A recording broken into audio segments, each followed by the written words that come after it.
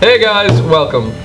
My name is Alex. My name's Cal. And today we are reviewing Dragon Age Inquisition. Now you might have seen some of the gameplay we posted.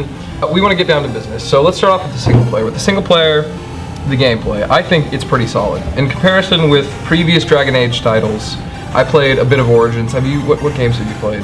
I haven't played any previous Dragon Age games, but this one would make me want to go back and play the other ones because it is so good. It's a lot of fun. I played Origins, and Origins gameplay was kind of like a JRPG. So it was a lot of turn-based stuff, and it kind of felt blocky. The story was solid, as in I think any BioWare game, to be honest.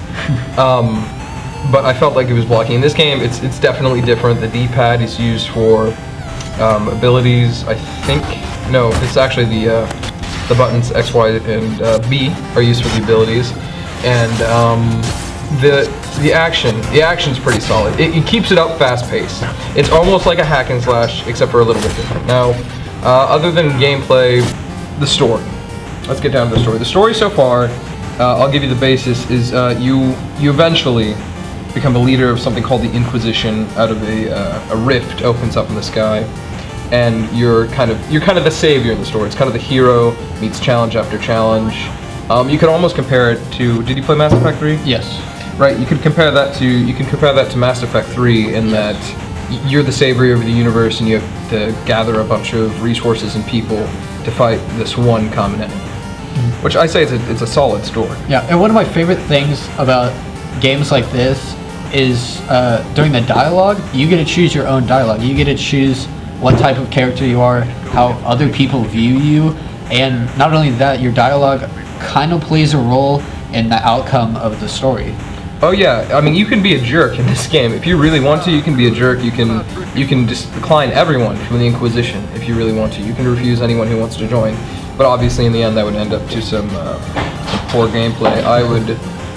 I would make note of the voice acting. I felt was really quite grand. Actually, I mean, in BioWare games, you're always going to have really decent to phenomenal voice acting.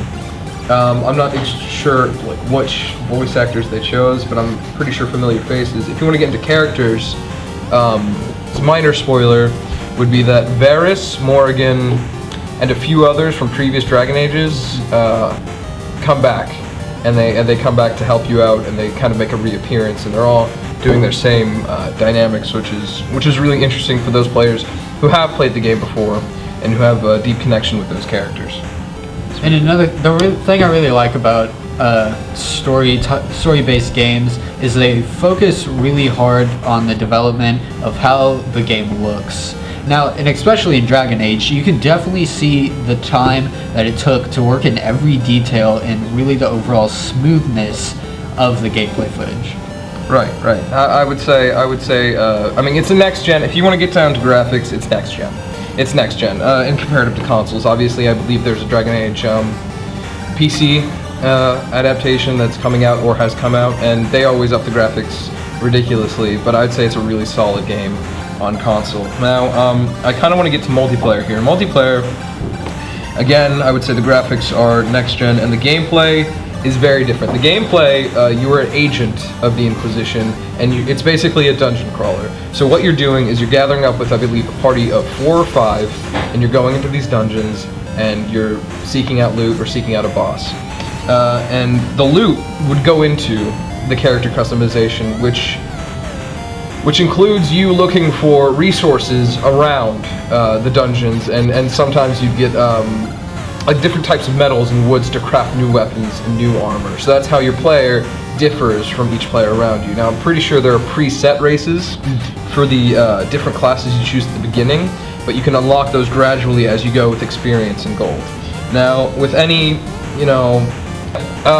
EA game, you're usually going to have in-game purchases, which is a bit of a shame, but that's what we have here. And I wouldn't even call it a shame, to be honest, because the in-game purchases you can access through the multiplayer. You can amass enough gold and enough resources to buy chests and potion chests, which can come with resources, weapons, or healing abilities. Now, the voice acting in the multiplayer is actually kind of interesting because depending on which class you took, your classes will talk to each other, and I felt like that was kind of a neat feature they added in the game, so it's not completely quiet during multiplayer matches. Personally, I'd give it an 8 out of 10. I really enjoyed the single player, and I played a bit of the multiplayer, and I think it has a lot of replayability. There's a lot of different things you can choose and a lot of different paths you can go by. I'm gonna give it an 8.5 out of 10. Overachiever here, jeez. Like what he said, the replayability is very important, but what gives it that extra 0.5 was not only playing it is fun, but I think watching it is really entertaining as well. Oh yeah, I mean, I could watch. You could compare it to, I guess, other BioWare games to where everyone's story is going to be different, and there are going to be different pinnacle points that different decisions are made on. That's a added bonus. So you know what, I'm going to review, or redo, my review on Dragon Age. I'm going to give it a 9 out of 10, because I just want to up Cal completely. And that should wrap it up for today. Yeah. So thanks for watching, guys. Comment, like, subscribe. Love you, babies. See ya.